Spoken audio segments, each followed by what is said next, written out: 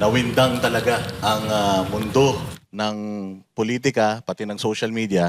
Kasi kami po nakatutok sa social media. Alam niyo naman po na ang aming mundo ay social media.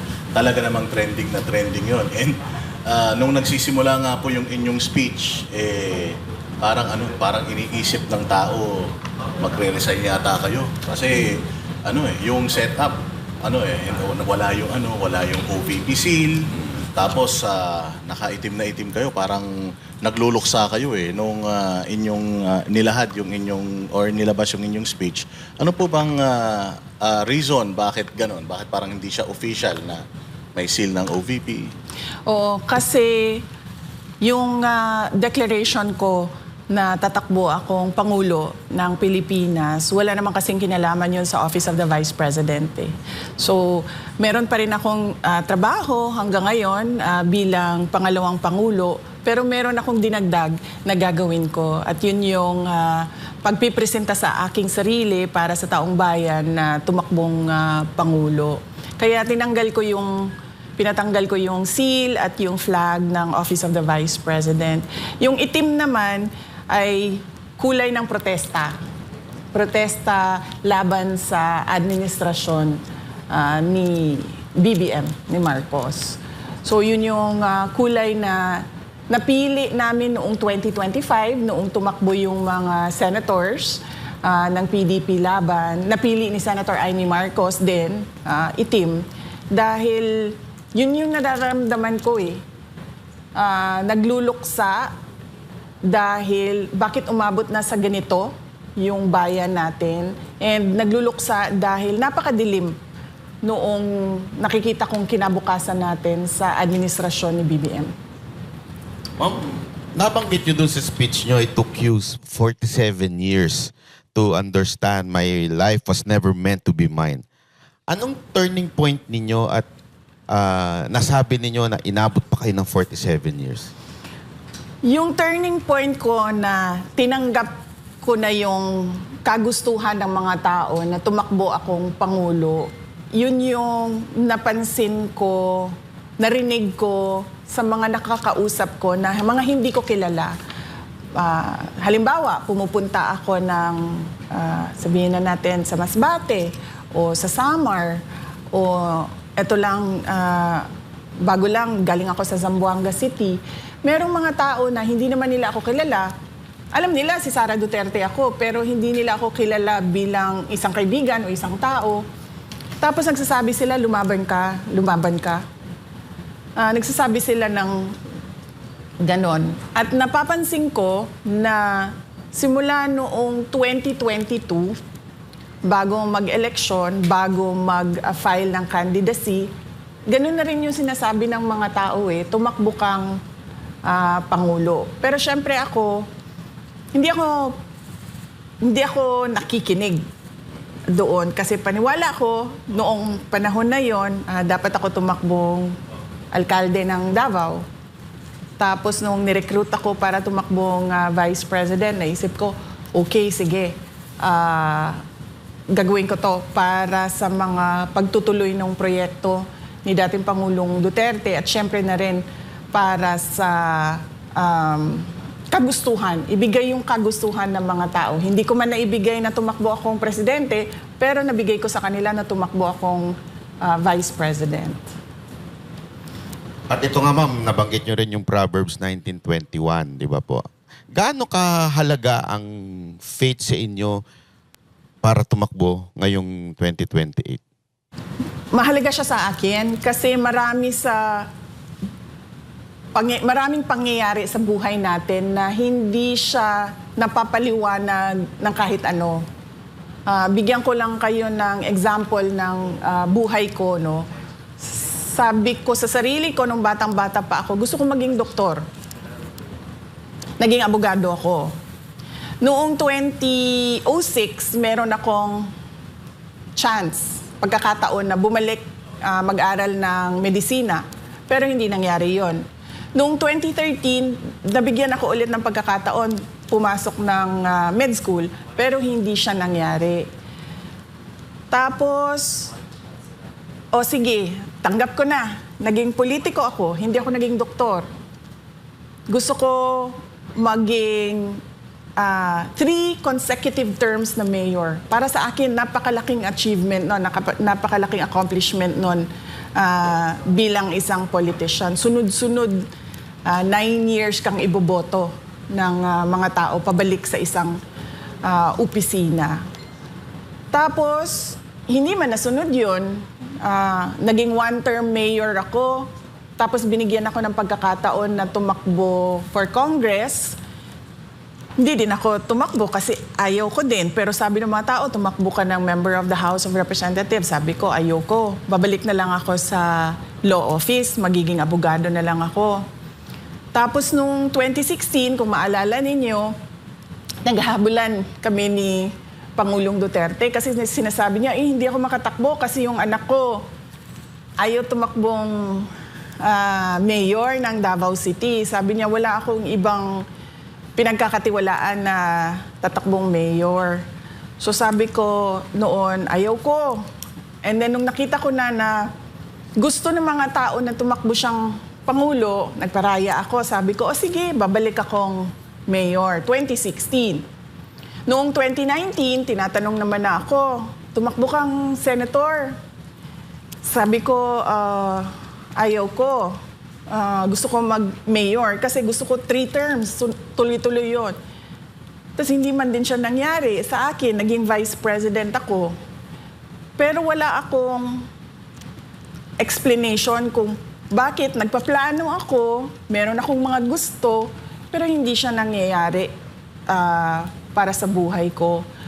Kaya naghahanap ako sa Bible, naghahanap ako ng explanation sa Diyos kung bakit ganun yung mga nangyayari. Tapos nakita ko yung Proverbs 19 nga, na nakalagay doon, many are the plans in a man's heart, but it is the Lord's purpose that shall prevail. So parang napaka-appropriate niya na Bible verse sa mga nangyari sa buhay ko. And syempre, paniwala ko, yan din ang nangyayari sa buhay ng ibang tao na parang plano sila ng plano pero iba yung nangyayari sa buhay nila. So you think, VP, noong 2022, people are really clamoring na maging presidente ka ng Pilipinas, number 1 ka, at yung decision mo to run ng vice president, konektado rin dito sa destiny na itong sinasabi mo? Yun na. Hindi ko siya ma-explain. Pero baka yun nga yung plano talaga ng Diyos, diba? Kasi at that time naman, ni-recruit lang ako para tumakbong vice president. Tapos ang reason naman ng decision ko tumakbong vice president ay dahil, yun nga, may yung plataforma namin ay continuity and unity. Ibig sabihin, itutuloy yung mga magandang nagawa ng Duterte administration. At ibigay sabi ko nga, hindi ko man maibigay na tumakbong Pangulo, pero tumakbo ako on a national stage as Vice President. So parang pakiramdam ko noon, nabigay ko pa rin sa mga tao yung kagustuhan nila. Hindi ko ma-explain. On the hindsight, baka nga ganun ang ginawa ng Diyos para ihanda ako sa pagtakbo ko bilang Pangulo. So, connected din sa pangalawang tanong. So, sabi mo kasi hindi ka pinanganak para lang habulin ng happiness. So, kung hindi happiness, VP, ano ang mission mo talaga? Yung sinasabi ko, hindi happiness, palagay ko, hindi happiness ko kasi sabi ko nga, gusto kong maging doktor, hindi naman nangyari sa akin. Gusto kong maging 3-term. Ito talaga hanggang ngayon, masakit sa loob ko ba na hindi ko masabi sa mga tao, oy, 3 consecutive terms ako na mayor. Kasi kung isipin mo, 9 years yun mas mataas pa yun kesa sa termino ng vice president. So, yung tiwala ba ng tao na ibalik-balik ka niya doon sa posisyon na yon, parang para sa akin, napakalaking accomplishment bilang isang tao. So, hindi pa rin. Wala pa rin sa sa akin. So, ang tingin ko, hindi para sa akin ang magplano kung ano yung kagustuhan ko sa buhay ko. Ang para sa akin ay makinig sa Diyos at makinig kung ano sinasabi ng taong bayan. Kaya yun ang sinabi ko. Yung turning point ko, halimbawa, bababa ako kasi may bibilin ako sa 7-Eleven. Bibili akong kape. Tapos, yung security guard magsasabi, lumabang ka. Wala man siyang, hi, hello, uy, Inday Sara, wala. Sabihin lang niya, lumabang ka. Ganon lang. At marami yun. Hindi lang isang tao ang naggaganon. So parang ako ba, nararamdaman ko na yung, kumbaga, desperation nila. Kasi namimilit na sila ng isang tao na nagsasabi din na ayaw ko yung buhay ng politiko. So parang ako, 47 years akong ganyan. One day, noong Christmas break, naisip ko, bigay ko sa mga tao yung gusto nila para sila maging masaya. So yung mission ko ay hindi yung kasiyahan ko, kundi kasiyahan ng mas nakararami. Actually, ma'am, ikiwento ko lang sa inyo itong mga nakaraang panahon. Na-frustrate po talagang tao kasi kita natin, tumataas ang bilihin. Alam na natin, most corrupt yung 2025 budget. Tapos inulit pa ngayon 2026. Lahat ng tao, tapos nagrarally, pero wala naman nangyayari. Talagang frustrated na. May point na nga sa kanila na ayaw na nila makialam sa politika dahil grabe. Kaya nung nag-announce po kayo, tuwan-tuwa talagang mga tao, nabuhayan, parang salamat, may aayos na sa Pilipinas. Meron po ba sa part sa buhay ninyo, since pagtungtong ninyo, hindi tinuloy yung supposedly continuity, tapos inaraw-araw pa kayong banatan, meron po bang part sa buhay nyo na parang, ayoko na, suko na ako? Wala. Dito sa pagiging vice president, walang nangyari na ganun sa akin. Kasi ang pinanghahawakan ko, yung bumoto sa akin yung 32 million na mga Pilipino na bumoto sa akin, na kapag sumuko ako, parang sila yung sumuko, parang napahiya sila. So, hindi ko gagawin yon. Kaya ako, noong binabanatan na ako, hanggang ngayon binabanatan pa rin ako, hindi talaga ako susuko. Kaya nga, di ba, yung iba sabi nila na magre-resign na ito or i-impeach ka. Parang sa akin, hindi ako magre-resign. Kung meron kayong impeachment, edi i-impeach ninyo ako. Pero hindi talaga ako aalis kung saan ako nilagay ng mga tao kasi tiwala nila yung binigay nila sa akin. So, in consideration, yung issue ng pamilya, hindi ba kayo nababahala doon na sa deklarasyon nyo na ito, pwedeng mawalan kayo ng time with your family? Yung nakakaalam lang na mag-a-announce ako noong Miyerkules ay yung nag-edit ng Tagalog sa speech. Kasi hindi ako native Tagalog speaker, so medyo hirap ako mag-compose ng sentences sa Tagalog. Inedit niya yung speech ko. Siya, nakakaalam siya. Pangalawa, yung husband ko, si Manases, at yung mga anak namin. Kasi sinabihan ko na sila na tatakbo akong Pangulo. Lalo na yung mga bata, tinanong ko sila, may mga iniisip ba kayo? May worries ba kayo? May concerns ba kayo? May mga tanong ba kayo sa akin? Tapos binigyan ko sila ng mga ilang araw. Tapos binalikan ko sila, sabi ko, may tanong na ba kayo? Tapos pinag-usapan namin. Tapos binasa ko sa kanila yung speech noong Martes ng gabi. Binasa ko sa kanila yung speech. At tinanong ko na naman sila ulit, meron ba kayong tanong? Sasabihin ko bukas. So alam na nila. At nasanay na rin sila sa nakaraan na 2.5 years na vice president ako na ano talaga, minsan nandyan, minsan wala. Tapos dumagdag pa yung nangyari kay dating Pangulong Rodrigo Duterte. So parang naka-adjust na yung mga anak ko sa trabaho ko.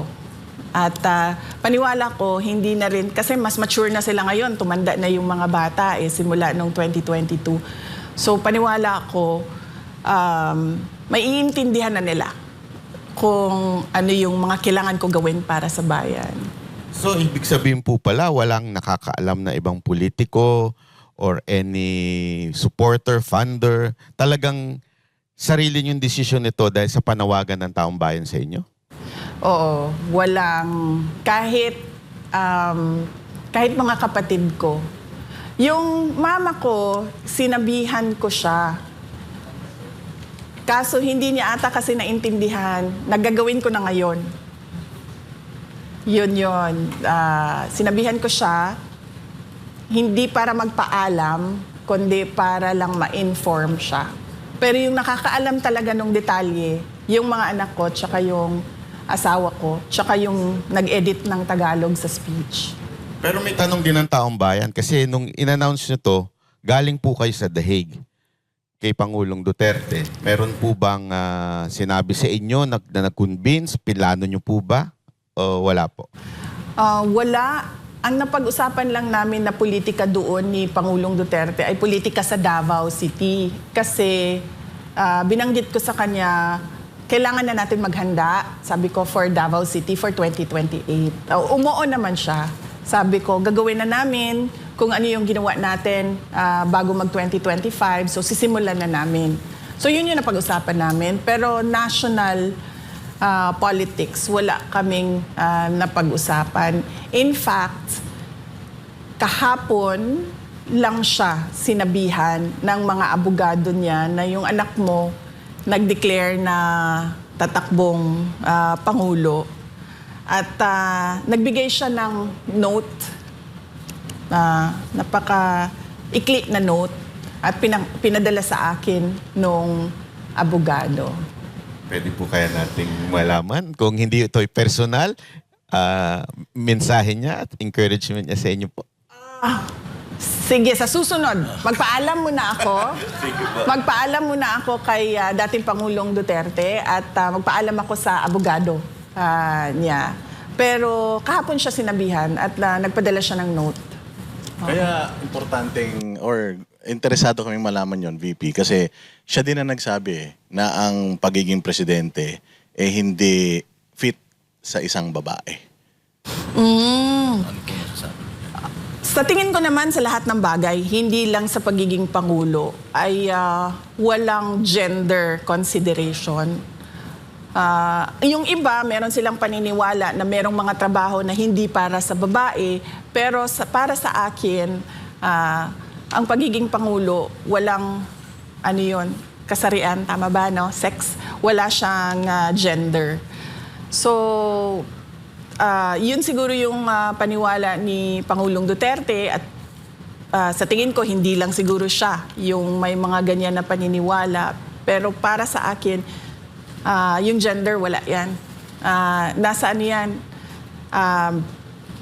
Yung kalooban ng tao tsaka kakayahan ng tao. Ako naniniwala din dun kasi yung lalaki nga natin presidente, mahinang nila lang eh. Anyway po, may tanong lang po ako. Meron kayong sinabi na lack of loyalty ni Bongbong Marcos. Pwede niyo po bang specific ko ano yung mga lack of loyalty at kanino at saan? May dala kong kopya ng speech ko ha. Tapos babasahin ko lang ulit para naiintindihan ng mga nanonood saan doon sa speech yon. So ito yon, no? Sa unang mga buwan pa lang ng aming termino, nakita ko na ang kawalan ng katapatan ni Bongbong Marcos Jr. sa mga pangakong binitawan noong kampanya. pati na sa kanyang mga sinumpaang tungkulin para sa bayan. Kasi napansin ko na wala talaga siyang sinseridad sa trabaho. Noong una, pag-upo namin, nagpapatawag siya ng meeting. Meron kaming mga cabinet meetings. At napapansin ko dun sa cabinet meetings, wala bang structure ba na ano ang problema, pag-uusapan natin at pag-iisipan natin ang solusyon. Tapos mag-uutos ka na nun. O ikaw gawin mo ito, o ikaw gawin mo ito, ikaw gawin mo ito. Sa susunod na linggo, ibigay nyo sa akin yung resulta ng ginawa ninyo base sa pinag-usapan natin. Ganun yun eh.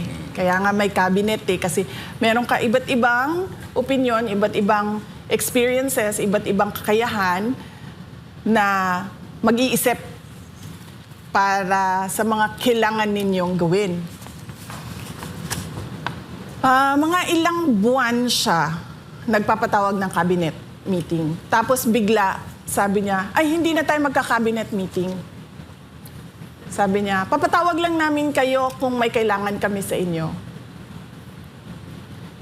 So doon ako parang, okay, so paano tayo mag-uusap kaming lahat, tayong lahat, mag-uusap-usap kung ano yung dapat na united effort natin sa mga kailangan gawin, sa mga prioridad ng administrasyon, kung hindi tayo mag-uusap.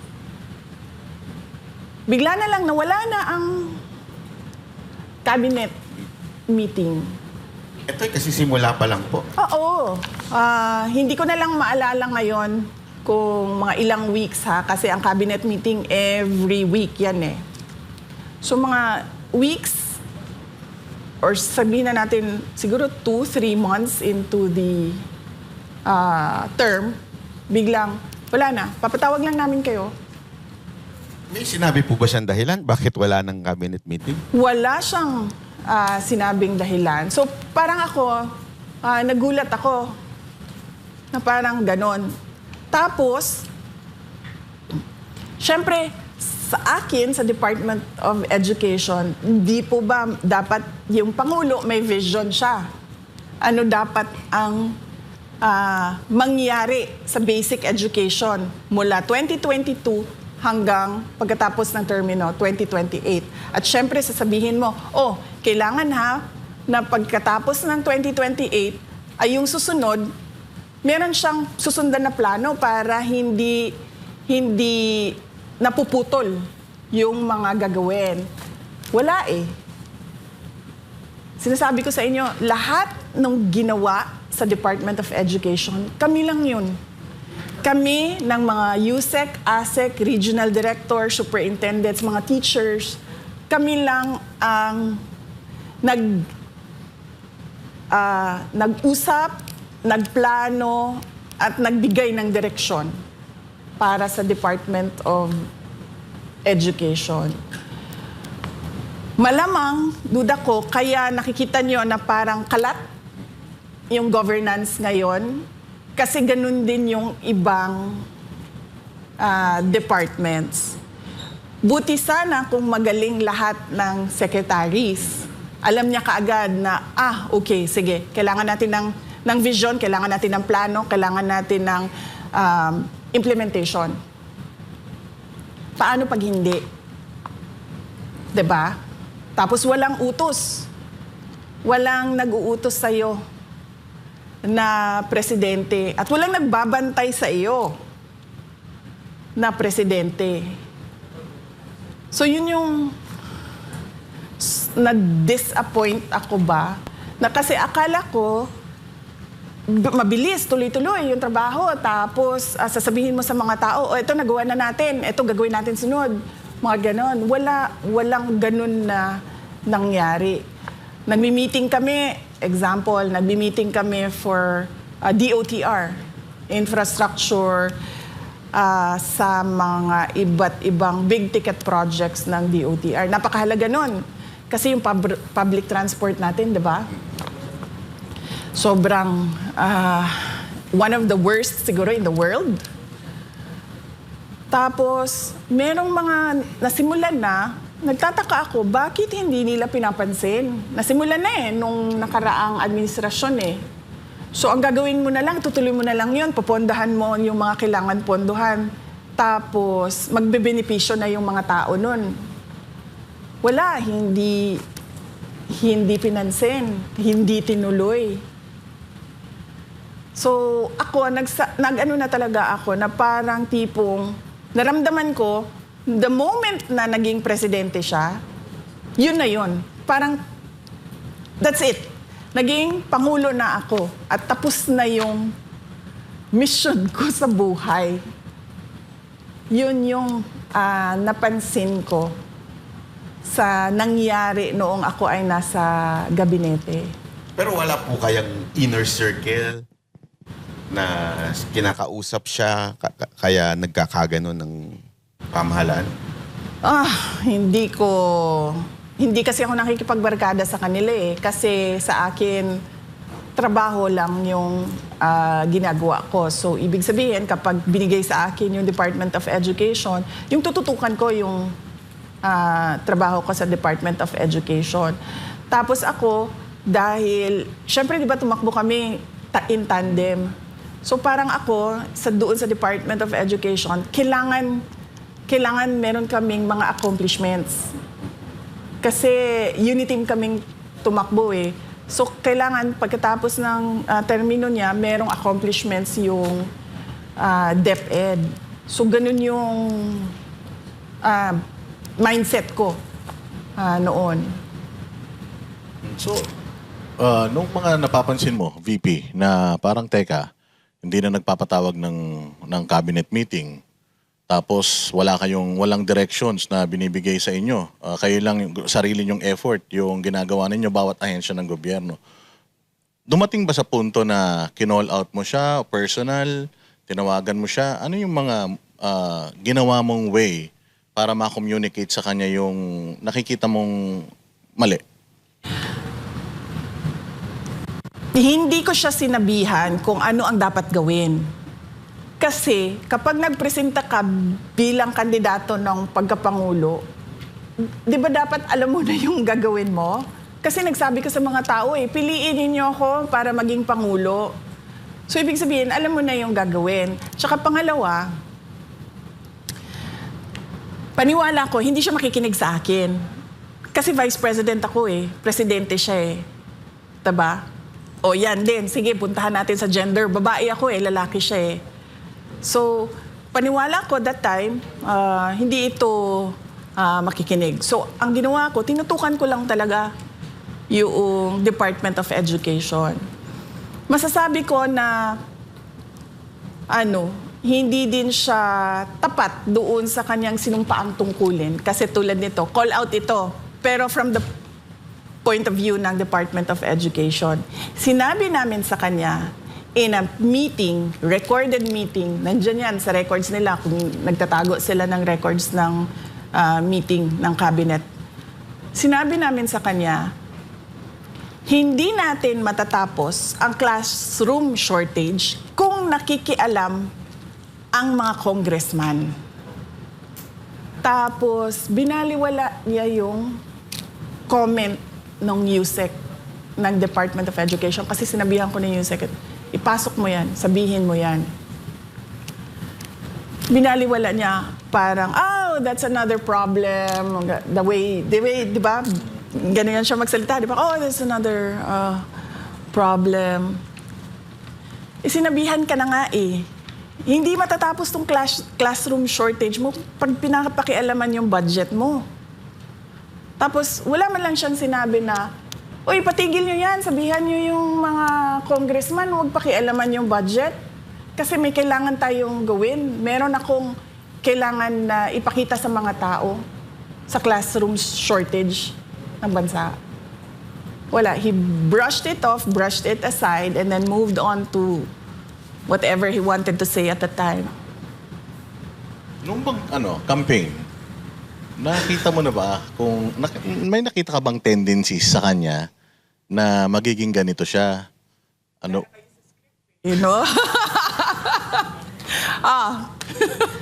Sige.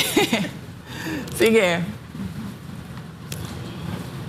Nakwento ko na ito, pero kukwento ko ulit sa inyo. Kasi tinanong ulit eh. Merong isang governor. Ayaw na ayaw niya si BBM.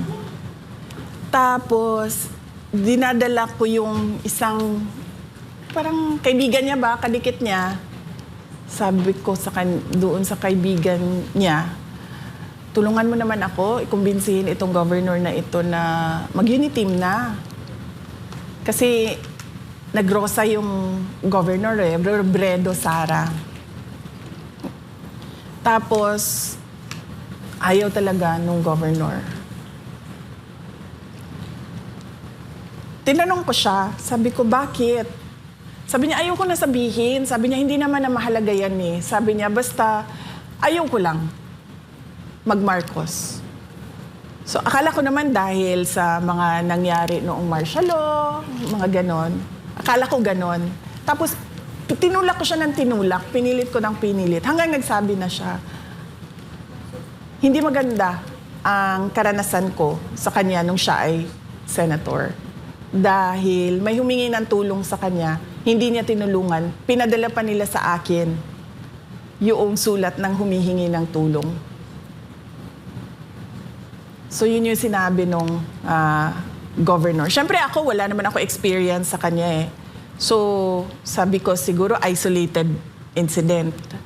Noong kampanya, napapansin ko, di ba nakikita niyo sa footage, magbibigay yung mga tao niyan eh. Sobre request letter, hingi ng tulong. Hindi niya yan tinatanggap. Hindi niya yan, di ba, kakamay, dadaan yung convoy, kakamay. Gaganayan na niya yan. Tapos merong isang beses, di ko alam, baka siguro ginanon na talaga yung kamay niya at ginanon yung papel. So magkatabi kami. Nahawakan niya yung papel. Tapos, hindi niya alam siguro ko itatapon niya o kinuha ko. Tapos binasa ko. Napakasimple nung pakiusap nung tao. Sabi niya, konting tulong lang sa dagdag kapital. Ako ay isang vendor. Napakaliit na bagay. Hindi niya binasa.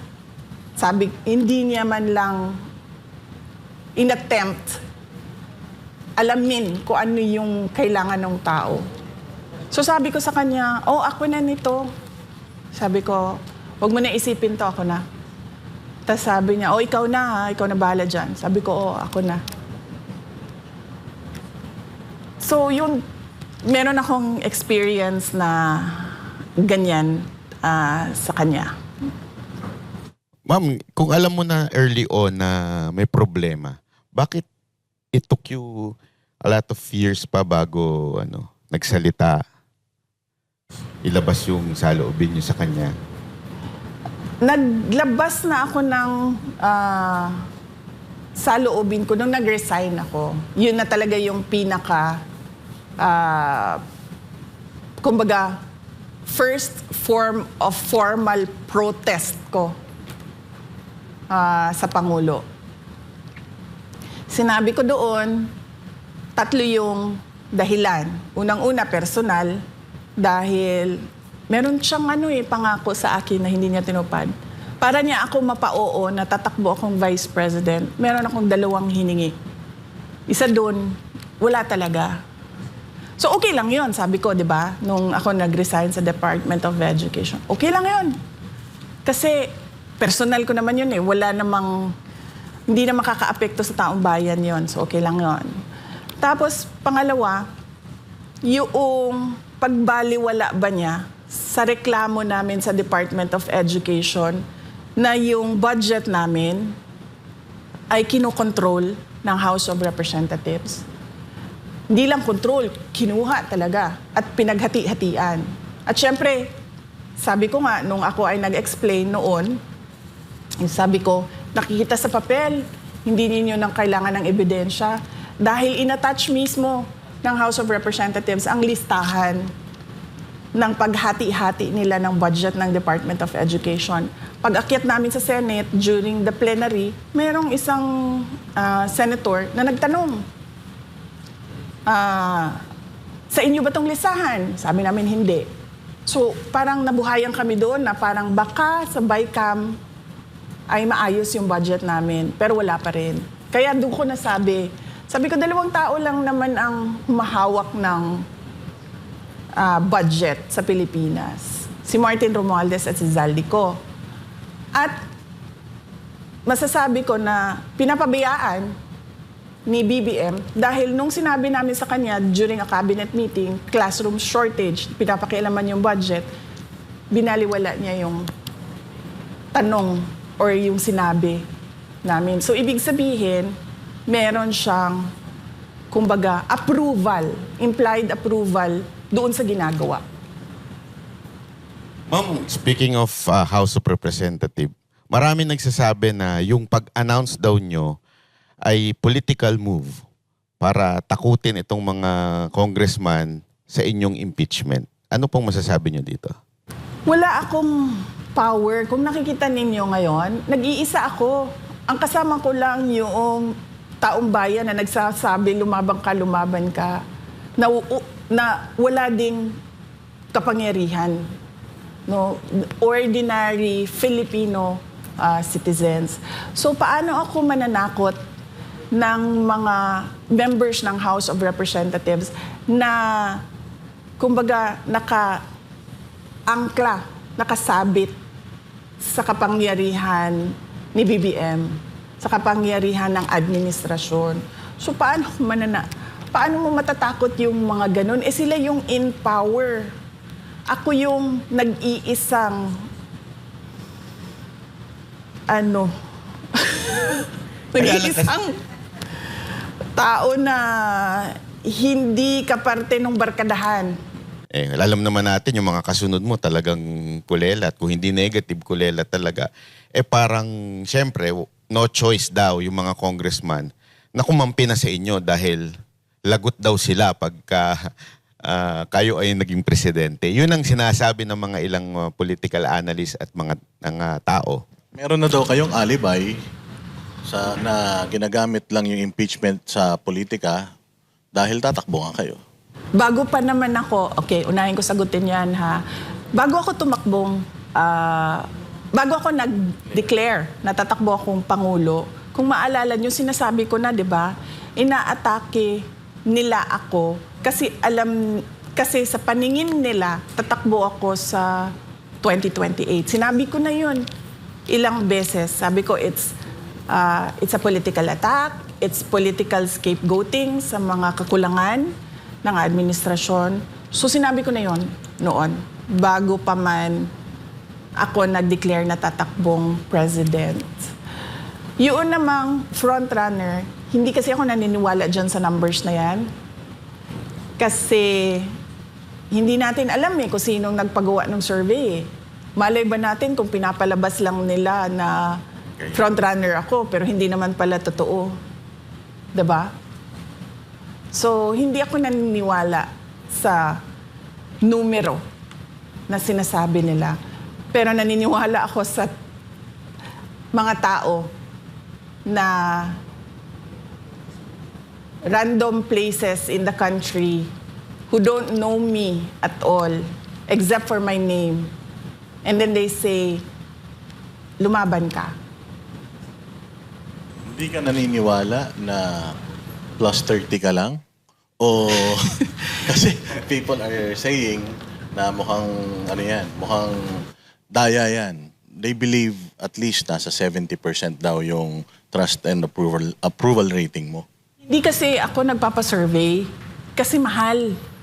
Wala kaming budget para sa survey. In fact, nakikisurvey lang kami. Kung merong lumalabas na survey, sabi na, ito pala yung number. Pero sa totoo lang, hindi rin naman natin alam kung sino yung nagpa-survey 'Di ba? Kung totoo ba talagang independent yun o merong gumastos para sa survey. So, hindi ko binabase sa survey yung galawan ko. So hindi nyo talaga po tiniming itong pag-announce ninyo? Walang timing ito. Talagang nasa puso nyo lang. Oh, tsaka VP, doktoran ko 'yon para isang sagutan na lang. Kasi bakit ganito kaaga? Ikaw daw in history ng mga nag-declare yung pinakamaaga, bakit Ash Wednesday daw? Nag-speculate talaga yung mga tao. Actually, hindi ko nga naisip na Ash Wednesday pala yun. Nalaman ko na lang na Ash Wednesday kasi sinabihan ako pagdating ko sa office, may misa. Sabi ko, bakit may misa? In fact, kung nakikita nyo, pinalitan pa yung setup, diba? Kasi akala nila press conference yun. Naka-table yun eh. Walang podium yun sa una. Tapos nandun pa yung mga heraldic symbols. Tapos pinapalitan ko. Tapos sinabihan ako may misa. Sabi ko, bakit may misa tayo? Ash Wednesday. So, tapos nalaman ko lang after na Ramadan na pala. Kasi yung mga kaibigan ko na mga Muslim, nag-greet na ng Ramadan Mubarak. So, walang ano yun. Pero, binigay ko naman yung rason. Kung maaalala ninyo, nandun yun sa speech. Kasi inisip ko na talaga yun eh. Ako magtatanong ito sila kung bakit February 2026 ako nagsabi. Tapos, sinabi ko na yon, binigyan ko ng rason para hindi na sila magtanong. Pero nagtanong pa rin pala sila. Sabi ko, madalas, iniiwasan ng mga politiko ang maagang paghayag ng kanilang mga plano upang hindi sila maging target ng pag-atake. Ngunit, matagal nang sinira ng administrasyong ito ang pangalan ko. Kung maalala ninyo, nagsimula yung attacks nila October 2023. Matagal na akong inaatake gamit ang buong makinarya ng kapangyarihan mula sa mga scripted na investigasyon na ibinalot sa katagang in aid of legislation, sa pagkidnap ng aking ama, hanggang sa mga samot-saring paratang na pilit nilang inuulit-ulit hanggang magmukhang totoo. So ito yung reason. Diba yung mga politiko, hindi sila nagde-declare dahil takot sila, habulin sila ng kalaban nila eh. Diba? Mabinay, sabi nga nila. Oo. Silang mabinay. Oo. Kakasuhan ka. Iimbestigahan ka. Ginawa na nila lahat yun eh. 'Di ba? So ano pa bang i-delay ko sa sasabihin ko na tatakbo akong Pangulo ng Pilipinas? Sinabi ko sa lahat, gagawin ko yon December of 2026. Inagahan ko lang ng ilang buwan. So wala namang kakaiba doon. Nabanggit nyo din po sa inyong speech na humingi kayo ng tawad dahil po sa nailuklok si BBM dahil sa inyo. Dahil po anong specific na sa tingin ninyo talagang hinihingi ninyo aside from sa binanggit ninyo na tawad sa Pilipino? Bakit? Sa tingin nyo po ba talagang kayo ang dahilan ng pagkapanalo ni BBM? Kasi ang pagiging Pangulo, destiny yan eh. Diba? So hindi ko naman masabi na ako yung dahilan ng kanyang pagiging Pangulo. Pero nag-contribute ako sa paghingi ng tulong sa mga tao na iboto si BBM. Kaya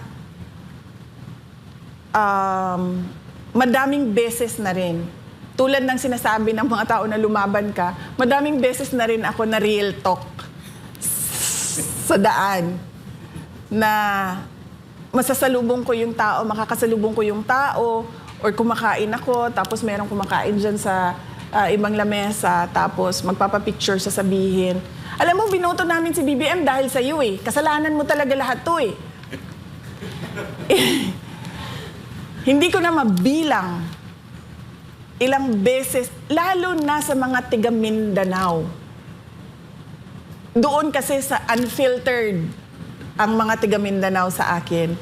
Sobra silang komportable sa akin kasi galing ako doon eh. Laki ako doon eh.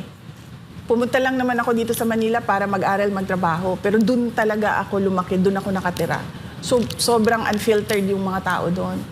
Ikaw ang hinungdan, Inday Sara, sa mga kagubot karon sa ato ang nasod. Kay imuhaming, di kumbinsi nga iboto si BBM. So, Ano po nararamdaman nyo pagka sinasabihan kayo? nahihiya ako. Nahihiya ako. Nanliliit ako. Hindi ko alam kung paano ako mag-sorry. Sabi ko nga, gusto kong lumuhod, pero wala sa kultura ng Pilipino ang yung lumuhod ka ba? Ang lumuluhod lang kasi tayo sa Diyos eh. 'Di ba? Wala sa kultura natin yung parang you grovel at the feet of another person. So gusto ko gawin yon sa lahat. Hindi ko rin siya magawa. Dahil ang dami nun. Ilan yung bumoto sa kanya? 31 million. Sabihin na lang natin, kahit 10 million dun, bumoto dahil sinabi ni Inday Sara na iboto ninyo ito. Hindi ko magawa yun. So yung form of remorse ko, apology ko, is ibigay yung gusto ng mga tao na tumakbo akong pagka-presidente. So, i-confirm ko lang, VP.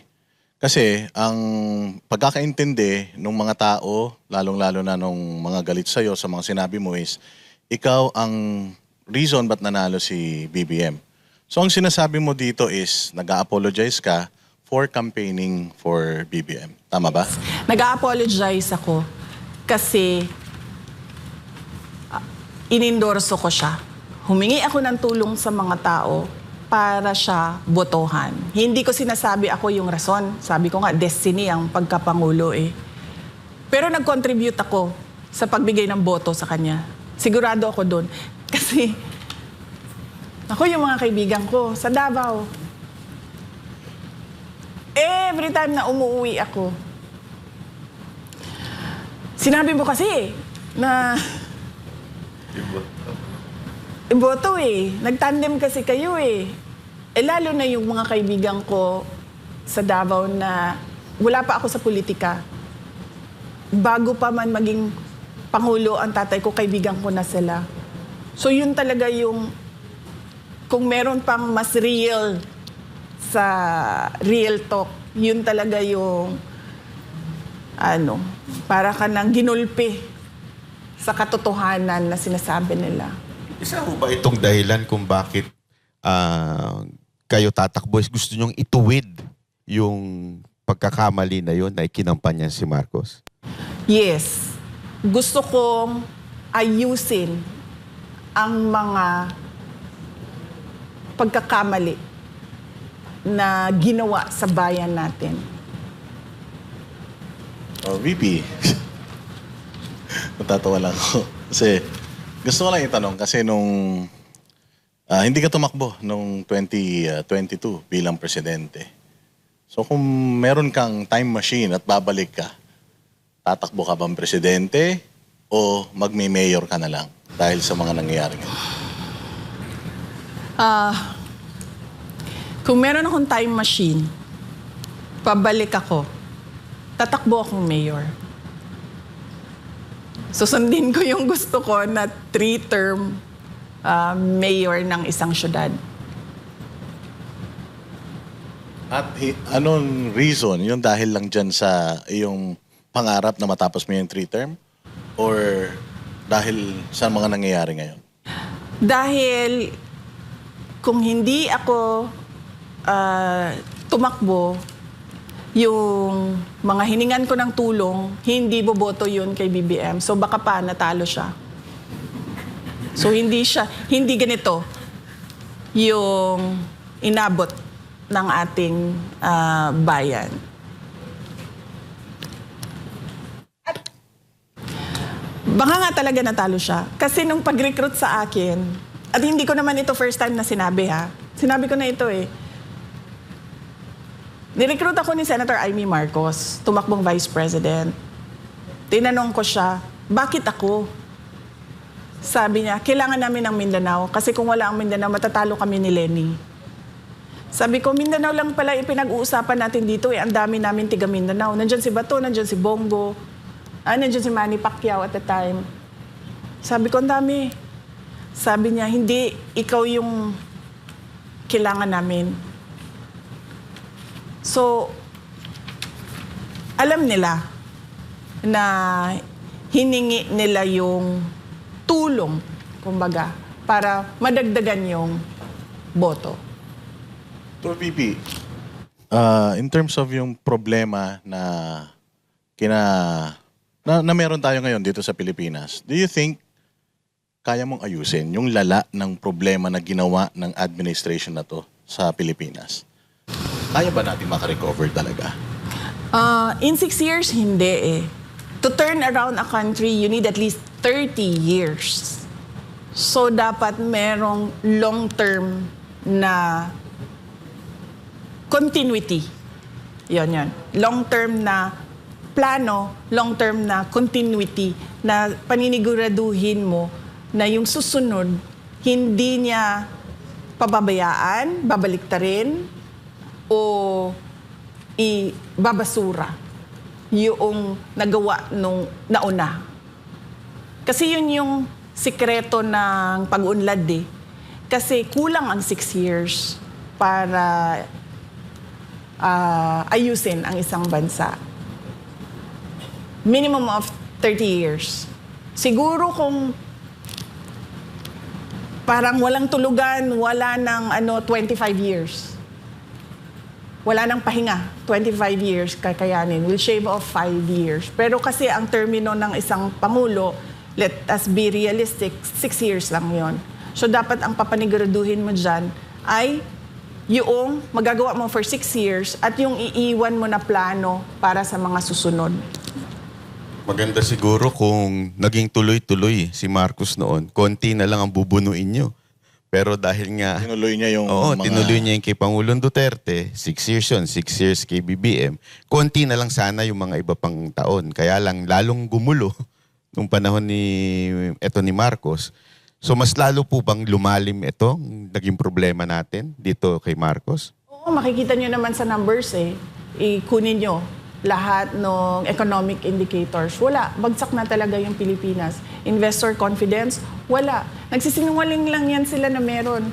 Pero walang interesado sa Pilipinas ngayon. Nabanggit niyo po na natatakot kayo for the next generation.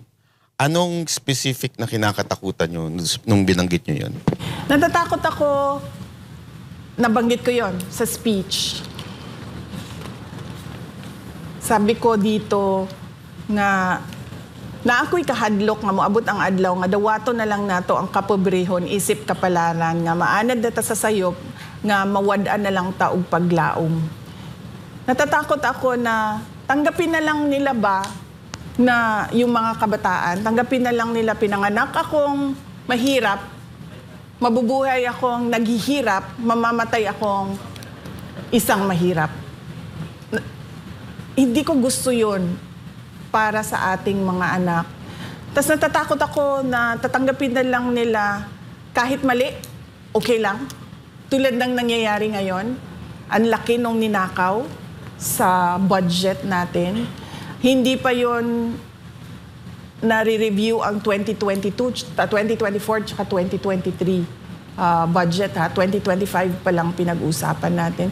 Tapos para bang wala lang siya, sa mga tao. Bilyon-bilyon ang pinag-uusapan na hinatid kung saang bahay, nakalagay sa mga maleta. Pero parang tanggap lang ng mga tao, ganun talaga eh.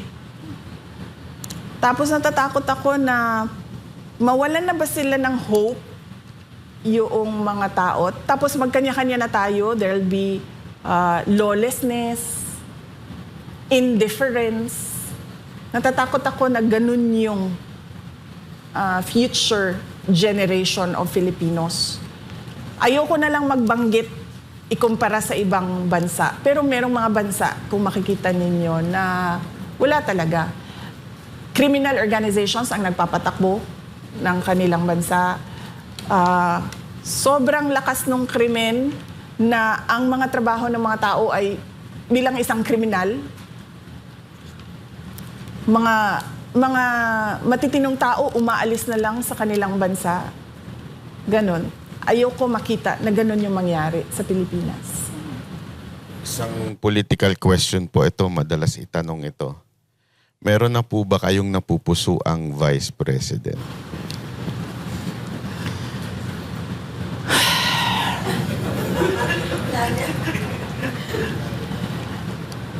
Kasi wala naman yan sa listahan ng mga tanong yun.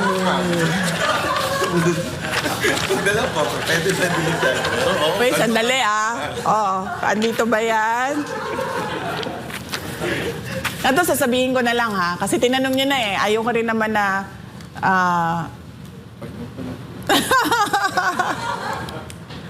May nirecruit ako. Hanggang dyan lang Hanggang dyan lang ang sasabihin ko. Nirecruit ko siya last year pa. Kaso, wag na muna natin yan pag-usapan. Protektahan natin yung tao hanggang sa makapag-desisyon siya kung anong gagawin niya sa karera niya. Maganda yan. Sasabihin na lang sa atin ni VP off-cam. Pero yung sinabi mong walang second passport, walang matatakbuhan. Ano paki-explain pa further yun? Pansinin nyo sa mga mayayaman, di ba sila, napakadali sa kanila na bumili ng bahay sa iba't ibang bansa. Kahit yung mga congressman, madami dyan may bahay sa ibang lugar. Tapos, yung mga kamag-anak nila o yung mga immediate families nila may second nationality, dual citizens. Diba? Hawak nila pasaporte ng Pilipinas, hawak nila pasaporte ng ibang bansa. Huwag na tayo magbanggit kung ano, kasi sisikat yung bansa. Diba? Tapos, napakadali ba sa kanila na pag magkagulo na tayo dito, pupunta lang sila doon? Sa ibang bansa, doon sa bahay nila, kasi may residency yung anak, yung asawa, yung kapatid, yung pamangkin. Meron akong townhouse dito sa bansa na ito. May villa ako doon sa bansa na doon. Napakadali para sa mga politiko, mga may kapangyarihan, mga mayayaman, na ganun yung gawin nila. Pero paano tayo? Paano tayo na wala tayong ibang option, wala tayong ibang choice, kundi manirahan dito sa Pilipinas. Wala tayong dual citizenship. Wala tayong isang malakas na passport na gagamitin natin. Lalayas lang ako dito pag, nagkagulo na itong bansa na ito. Meron naman akong fallback doon. Paano yung mga ganyan? Ang dami nun. Ang dami natin. Ang dami natin na ganun yung buhay natin na parang nakaangkla tayo dito sa Pilipinas. At hindi tayo susuko dito sa Pilipinas kahit man magkagulo na. So paano tayo? Diba? Dapat bigyan natin ng pag-asa yung mga walang ibang option kundi ang manirahan sa Pilipinas. Maraming nagsasabi na yung mga Pilipino daw politically saturated na and sawang-sawa na silang makarinig ng pangako. So, ang tanong nila is, bakit kailangan pa kaming maniwala sa'yo? Pinipresenta ko yung sarili ko bilang isa sa mga kandidato ng pagkapangulo ng Pilipinas. Ang pinanghahawakan ko, yung mga nagawa ko sa Davao City. Noong ako ay mayor ng Davao City, sinabi ko sa sarili ko na dapat sa pag-alis ko dito sa posisyon ko bilang mayor, mas maganda yung Davao City kesa paano siya iniwan noong sinundan ko na mayor. Ganon yung mindset ko noon. Dapat pag-alis ko, mas gumanda yung Davao. Pag-alis ko, natapos namin yung problema sa insurgency. Na-declare kami na insurgency-free Davao City. And hindi nangyari yun ilang dekada sa Davao City. 1980s, 1990s, early 2000, always kilala ang Davao City, Paquibato District namin na stronghold ng mga NPA. Pero nung ako ay bumaba bilang mayor, insurgency-free, binayaran ko yung utang. Hindi ko sinasabi na kaya kong bayaran yung utang na ginawa ni BBM. Pero meron akong pagpaplano kung paano balansehin yung utang tsaka yung income noong syudad. So pinanigurado ko na pagkatapos ng termino ko, mababayaran na lahat. Wala nang utang, wala nang mamanahin na utang yung susunod na mayor. Pinanigurado ko na 8th richest city ang Davao City bago ako umalis. Number 4 kami sa competitiveness sa buong bansa. Hindi madali yun dahil nasa Mindanao kami. Usually kapag tumitingin ang mga negosyante pa sa Mindanao, parang wag dyan kasi unstable yung lugar na yan. Pero number 4 kami sa competitiveness. At marami kaming iniwan na mga legacy projects sa Davao City bago ako umalis. Pinanghahawakan ko yun. Yung ginagawa namin sa Office of the Vice President, hindi pa tapos kasi hanggang 2028, hanggang 2028 ba ako? Mai-impeach ako. Kasi Hindi kami papayag, ma'am. hanggang 2028 pa kami, so hindi pa siya tapos, pero pinanghahawakan ko yun. Taon-taon, nagbibigay kami ng report sa taong bayan kung ano yung accomplishments na namin.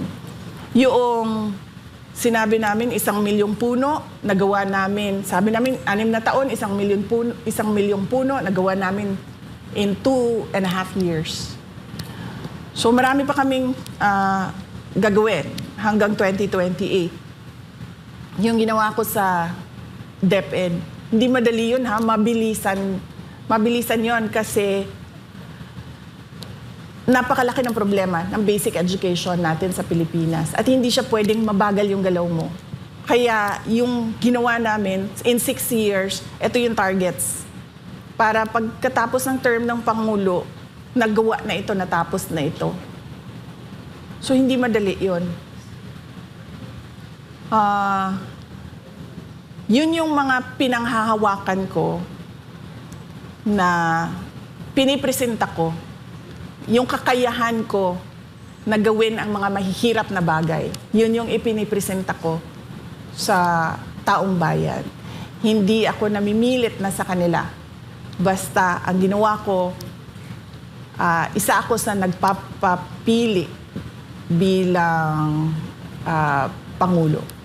Actually, ma'am, nakita nga po namin, galing lang po kami sa Davao, at talagang nakita namin na parang pangit man pakinggan, pero parang Singapore sa ganda ang Davao City ngayon.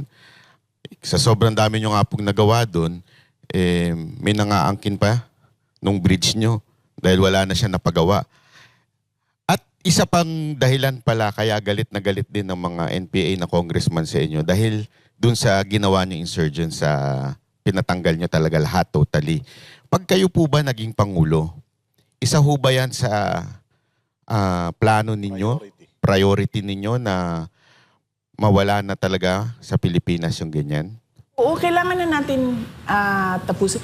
In fact, malapit na yun matapos noong bumaba si dating Pangulong Duterte. Ang kailangan na lang gawin nung sumunod ay ituloy niya yung mga plano kontra insurgency.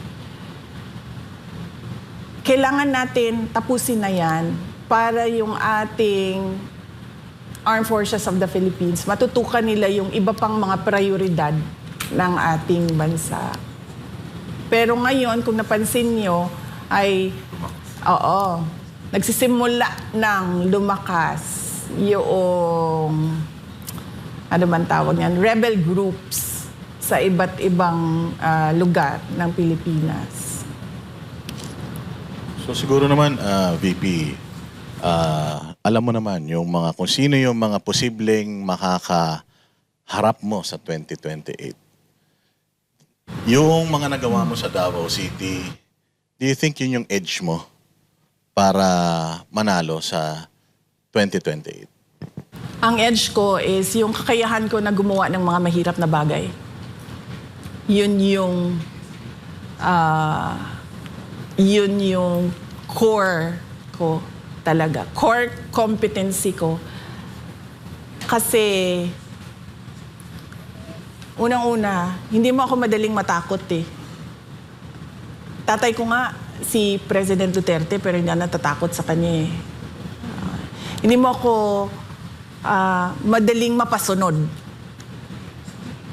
Hindi mo ako madalas sa tulad yan, magsasama kayong lahat dyan, tapos ako mag-isa dito. Hindi mo ako matatakot sa ganun eh. So yun talaga yung kapasidad ko, yung competency ko. Kaya ko gumawa ng mga mahirap na bagay. Tatayuan ko yung mga mahirap na bagay. Yung pag-ikot mo sa Pilipinas, you think kaya na ang buong Pilipinas ay maging katulad ng Davao City na disiplinado, involved yung mga tao sa governance? Yung pagbabago ng values ng mga tao, hindi siya magagawa kaagad. Kasi may problema din tayo mga Pilipino sa pag-uugali natin eh. Somehow, through the years, nawala yung values formation sa pagkabata hanggang sa sila ay nagiging adult. So hindi magagawa yon ng isang taon lang. Kailangan natin simulan ulit, turuan ng mga bata na magandang asal.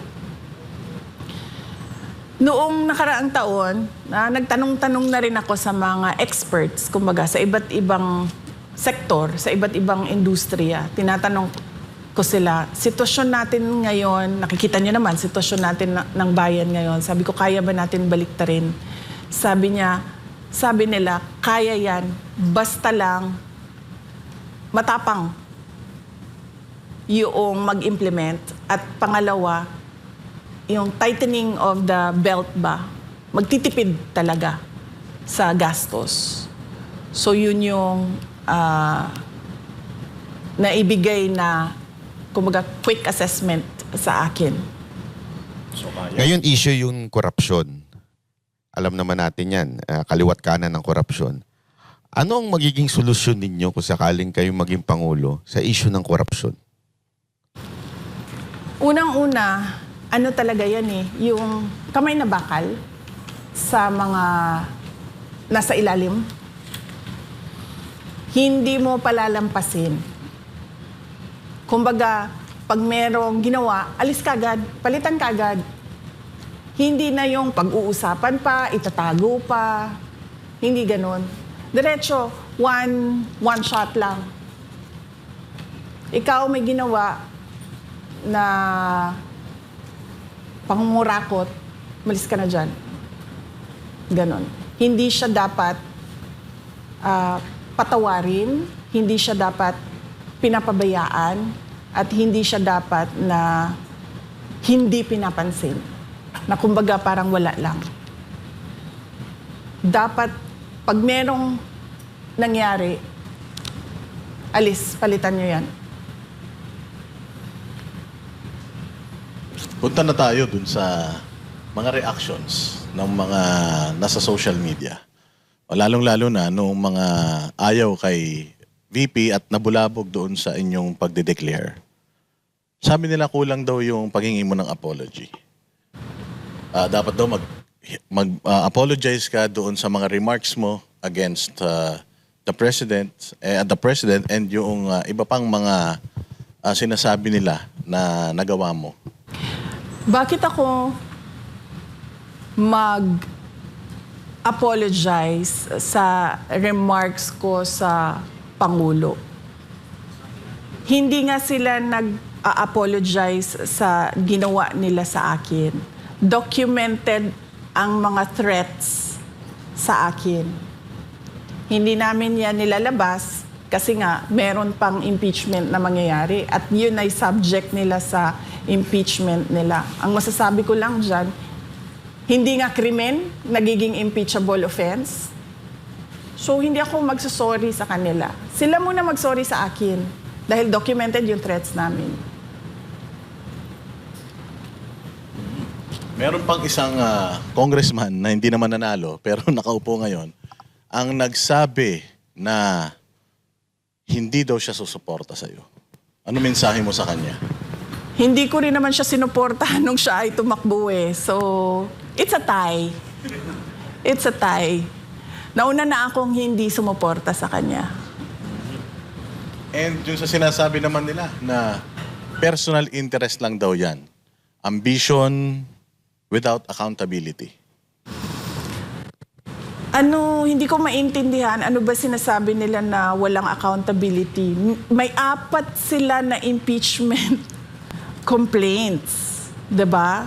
Araw-araw nila tinetreaten na iimbestigahan, magta-trial, i-impeach. So hindi ko alam saan doon ang walang accountability. Nung meron namang nag-file ng impeachment complaint, ano ba sinabi namin? We are prepared to answer it during trial.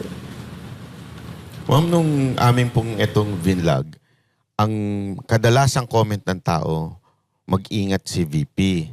Kasi alam naman natin, ngayon na talaga nag-finalize na kayo ng decision nyo, sure, sa tingin ng mga Pilipino, sobrang laki ng chance yung manalo. So, dalawa lang yan. It's either i-impeach kayo para hindi na kayo makatakbo or may gawing masama sa inyo. Hindi po ba kayo natatakot na sa pagsalita nyong ito ay malalagay sa alanganin ng inyong buhay? Hindi na ako takot kasi kasama na yun sa desisyon ko na posibleng gagawin sa akin. In fact, sinabi na nga sa akin noon na meron naman talagang plano na mga ganon. So, hindi na ako takot kasi ano na yun kumbaga kalakip na yun sa desisyon na ginawa ko. Hindi siya pwedeng mahiwalay doon sa desisyon ko So, hindi pwedeng nag-decide ako tatakbong president pero matatakot akong patayin ako. Hindi na. So, kinalimutan ko na yun. Wala na yan. Yung pagka panalo naman, Diyos na ang sasagot nun. Kasi nga sabi ng Diyos, diba? Magplano man ang tao, pero ako pa rin ang masusunod. So, nagplano ako, natatakbo akong Pangulo, sinunod ko kung ano yung hinihingi ng taong bayan. Diyos na ang bahala kung ano yung mangyayari sa susunod. Ano ba, Banat? May bagay na maging VP, si VP. May bagay si Pastor. Maging VP. Actually. Pero, VP, hingan namin kayo ng mensahe para sa mga kababayan natin na nawawalan na ng pag-asa, saturated na, napapagod na political, tsaka pagod na rin sa mga nararanasang paghihirap dito sa ating bayang Pilipinas. Sa mga kababayan natin na dumadaan sa hirap, kung ano man yon, sa personal man, sa trabaho man, o yung hirap ninyo sa politika o sa mga dinadaanan ng bayan natin, magtiwala kayo sa Diyos. Lagi kayong magdasal na bigyan kayo ng lakas at ng kaalaman, strength and wisdom, at bigyan kayo ng grace na tanggapin kung ano yung nangyayari sa buhay ninyo. At pag merong nangyari na hindi maganda sa buhay ninyo, isipin nyo na lang na mas matindi yung nangyari. Mas matindi yung nangyari sa buhay ko. So, hindi yan ang katapusan ninyo. Kasi merong isang tao na mas matindi pa ang dinaanan. Pero hinding-hindi mag-give up. Last question. Alam naman po natin, bansa natin ngayon is polarized na masyado. At isang ang hesitant ng iba na parang baka pag nanalo kayo, maggagantihan lang. Kayo po ba isang magiging presidente na mag-unify sa ating bansa? O magiging vengeful. Oo. Wala kasi sa ugali ko yung pagiging vindictive at ano bang tawag dyan? Yung gumaganti. Kung makikita nyo sa governance ko, noong ako ay mayor ng Davao City, tumanggap din, nung kampanya, tumanggap din ako ng sobrang katakot-takot na banat mula sa naging katunggali ko at the time bilang mayor candidate. Pero nung ako ay umupo, tapos na yun lahat. Nung nangyari nila, ng banat nila sa kampanya, lahat ng sinabi nila, wala na yun. Tapos kung maalala nyo, nung ako ay mayor, hindi ako gusto ng mga tao na nakapalibot kay dating Pangulong Rodrigo Duterte. Hindi naman natin tinatago iyan. 'Di ba? Nahirapan nga ako magpa-approve ng city administrator ko noon kasi kinokontra talaga nila ako. Pero hindi ko naman sila binalikan. Ang dami nilang pahirap na ginawa sa akin. Pero pinabayaan ko lang na para bang, sige, yan yung gusto nyong gawin, gawin nyo lang. So, wala sa history ko sa history ng trabaho ko ang gumaganti. Kung nakita nyo sa Office of the Vice President, pag upo ko dyan, karamihan dyan ay mga appointees ni Vice President Leni Robredo. Pero hindi ko sila pinaalis. Hindi ko sila sinabihan na papalitan namin kayo ng mga tao namin na pwede naman namin gawin dahil yung mga hindi permanent positions ay wala naman security of tenure yon. So sinabi ko, pabayaan nyo sila. Kung gusto nilang tumuloy, welcome sila na magtrabaho sa Office of the Vice President. Kung ayaw na nila, dahil ayaw nila ako, then welcome din silang mag-resign. So wala kaming pinaalis dyan. Noong ako ay umupo, wala akong, hindi ko siniraan si dating Vice President Leni Robredo sa mga ginawa niya bilang Vice President. In fact, gusto nga sana namin yung mga legacy ng mga nakaraan ng mga Vice President ay malaman ng mga tao kung ano yung mga accomplishments nila at mga ginawa nila. Hindi ko, wala sa ugali ko yon sa pagtatrabaho. Pero ito lang ang sasabihin ko. Hindi pwede na walang managot. Yung nire-recruit ko na Vice President, siya ang magpapanagot sa mga gumawa ng mali sa bayan. Para ako, nakatutok ako sa trabaho ng presidente. Mukhang naging bala ko doon Mukhang may clue tayo May clue ka? Oo, mukhang alam ko na. Pero alam mo ko, naniniwala ako na mananalo si VP bilang presidente. Kasi marami ng revelations kay Pastor na maraming beses actually mas maraming beses daw niyang napanaginipan na si VP magiging presidente kesa kay PRRD.